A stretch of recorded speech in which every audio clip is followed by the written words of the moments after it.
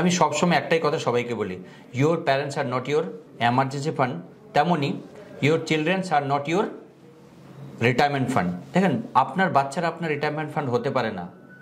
দেখেন, retirement plan একটা সব থেকে কি জানেন, ভাইটাল অ্যান্ড ইম্পর্টেন্ট গোল। আপনার ফিনান্সিয়াল লাইফের সব থেকে ভাইটাল অ্যান্ড ইম্পর্টেন্ট গোল হচ্ছে রিটায়ারমেন্ট প্ল্যান। আমাদের অনেক গোল আছে, আমরা চিলড্রেন এডুকেশন, চিলড্রেন ম্যারেজ বা হাউস বা আরও অন্যান্য ছোট ছোট গোল আছে, যেটা হচ্ছে আপনার ট্যুরের গোল আছে বা আপনার ভ্যাকেশনের গোল আছে। কিন্তু রিটায়ারমেন্ট গোল হচ্ছে একটা লম্বা লং ডিউরেশন গোল। আমাদের লাইফে দুটা পার্ট ভাইটাল, একটা হচ্ছে ওয়ার্ক লাইফ আর একটা হচ্ছে রিটায়ারমেন্ট লাইফ। ওয়ার্ক লাইফ আমাদের কতদিন হয়? 20 থেকে 30 বছরের মধ্যে ওয়ার্ক লাইফ হয়, তেমনই 20 থেকে 30 বছরে আমাদের রিটায়ারমেন্ট লাইফ হয়। এই দুটো লাইফ আমাদের ভাইটাল আমাদের জীবনে, ঠিক আছে?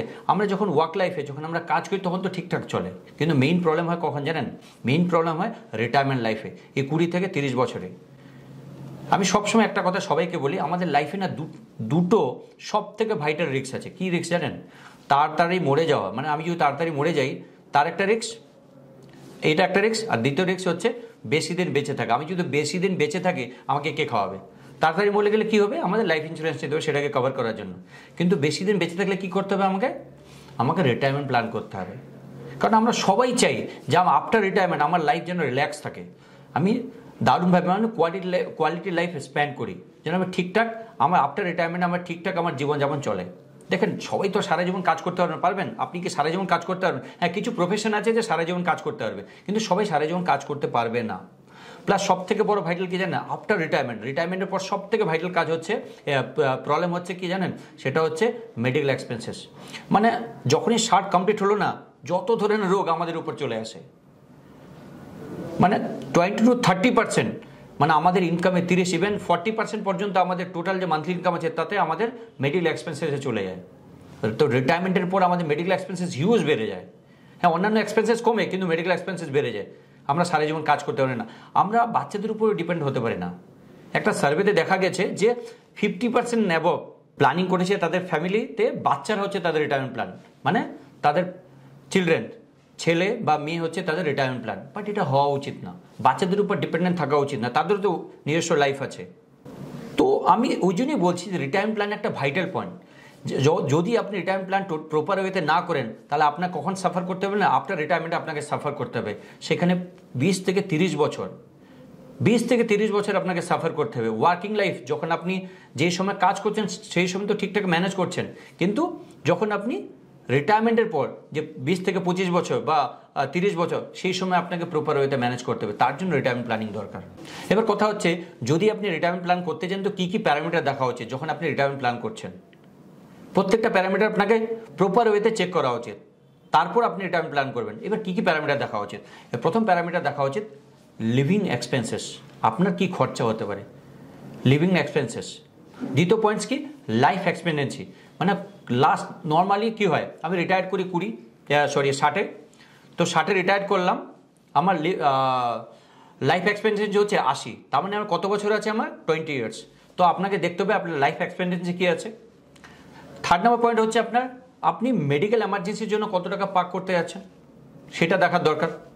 অ্যান্ড ফোর্থ নাম্বার, সব থেকে ভাইটাল পয়েন্টস যখন আপনি রিটায়ারমেন্ট প্ল্যানিং করবেন, ইনফ্লেশন। ধরুন আজকে আপনার মান্থলি খরচা হচ্ছে 40,000 টাকা, আপনার বয়স হচ্ছে আজকে ধরুন 40, 20 বছর পর রিটায়ারমেন্ট প্ল্যানিং করছেন যে 20 বছর পর রিটায়ার করবেন, তাহলে আপনার 60 বছরে যখন এজ 60 হবে তখন কত টাকা, এই 40,000 টাকা কি আপনার সংসার চলবে বা বাজেট কমপ্লিট হবে? একদম না।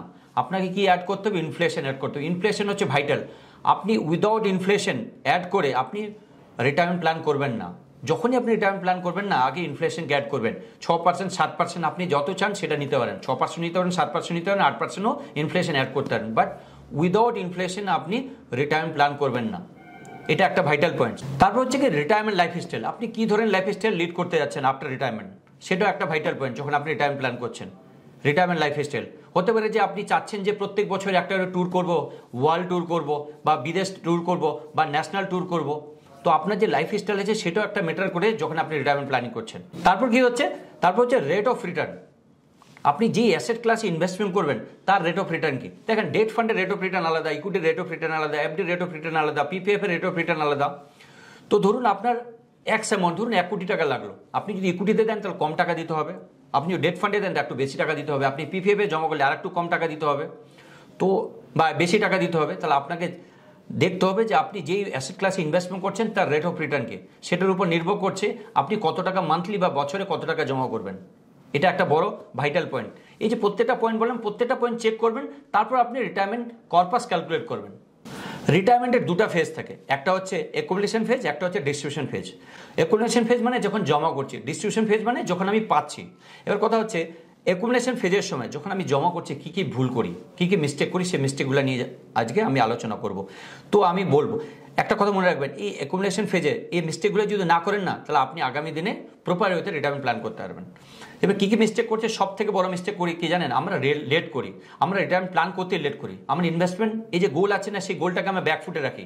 আমরা সবসময় আদার্স গোলকে প্রায়োরিটি দিই, কিন্তু এই গোলটাকে আমরা ব্যাকফুটে রাখি। একটা কথা সবসময় মনে রাখবেন, রিটায়ারমেন্ট প্ল্যান হচ্ছে long term plan and long duration plan. দেখেন সব থেকে লাইফের, আমি প্রথমে বলেছিলাম সব থেকে লাইফের দুটা স্টেজ আছে, সব থেকে বড় স্টেজ, একটা হচ্ছে ওয়ার্ক লাইফ, একটা রিটায়ারমেন্ট লাইফ। ওয়ার্ক লাইফ হচ্ছে 20 থেকে 25 বছর বা 30 বছর, রিটায়ারমেন্ট লাইফ হচ্ছে 20 থেকে 25 বছর বা 30 বছর। তো আপনাকে সেই 30 বছরের জন্য ম্যানেজ করতে হবে, তার জন্য আপনাকে ফান্ড ক্রিয়েট করতে হবে, তার জন্য আপনাকে লং টার্মে বেশি দিনের জন্য ইনভেস্টমেন্ট করতে হবে। তো বেশি দিন ইনভেস্টমেন্ট করতে গেলে আপনাকে যেদিনকে কাজ চালু করলেন বা আপনার ওয়ার্কিং লাইফ স্টার্ট হলো, সেদিন থেকে আপনার রিটায়ারমেন্ট প্ল্যান বা রিটায়ারমেন্ট গোল স্টার্ট করা উচিত। এটা সব থেকে বড় ভুল করি। দ্বিতীয় ভুল করি কি জানেন, আমি যখন রিটায়ারমেন্ট প্ল্যান করছি আমি ইনফ্লেশনকে অ্যাডই করি না, আমি ইনফ্লেশনকে ক্যালকুলেট করি না। দেখেন আপনার কারেন্ট এক্সপেন্সেস যা আছে, আজ থেকে 20 বছর বা 30 বছর এক্সপেন্সেস সেম থাকতে পারে না। তো আপনাকে ইনফ্লেশন অ্যাড করে রিটায়ারমেন্ট প্ল্যান করতে হবে। উইদাউট ইনফ্লেশন অ্যাড করে রিটায়ারমেন্ট প্ল্যান করবেন। আমি বারবার এই কোশ্চেনটা বলি।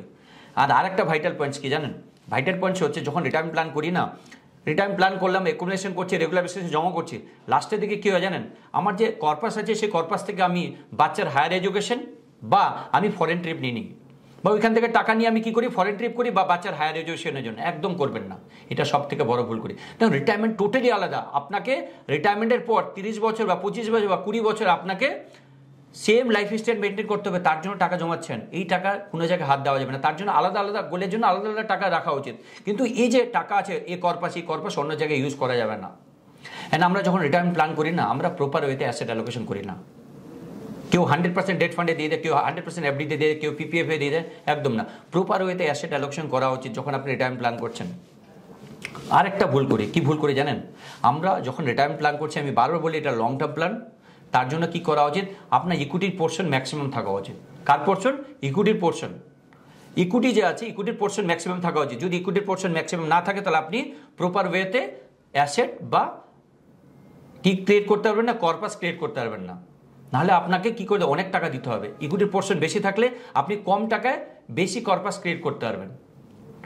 আরও ভুল করি, আর কি ভুল করি, আমরা ভুল করি যখন রিটায়ারমেন্ট প্ল্যান করি না, আমার যে ডিপেন্ডেন্ট আছে, আমাদের স্পাউস ইজ এ ডিপেন্ডেন্ট, আমার ডিপেন্ডেন্টের খরচাকে আমরা অ্যাড করি না। তো সবসময় এই যে জিনিসগুলো বললাম ভুলগুলো, এই ভুলগুলোকে লক্ষ্য রাখবেন যখন রিটায়ারমেন্ট প্ল্যানিং করবেন। এই রিটায়ারমেন্ট প্ল্যানিংয়ের সময় এই ভুলগুলোকে যদি লক্ষ্য রাখেন, তা আপনি প্রপার ওয়েতে রিটায়ারমেন্ট প্ল্যানিং করতে পারবেন। আমার মনে হয় ভিডিওটি ভালো লেগেছে। আমার রিটায়ারমেন্ট প্ল্যানিং নিয়ে 4খানা ভিডিও আছে, এটা প্রথম ভিডিও।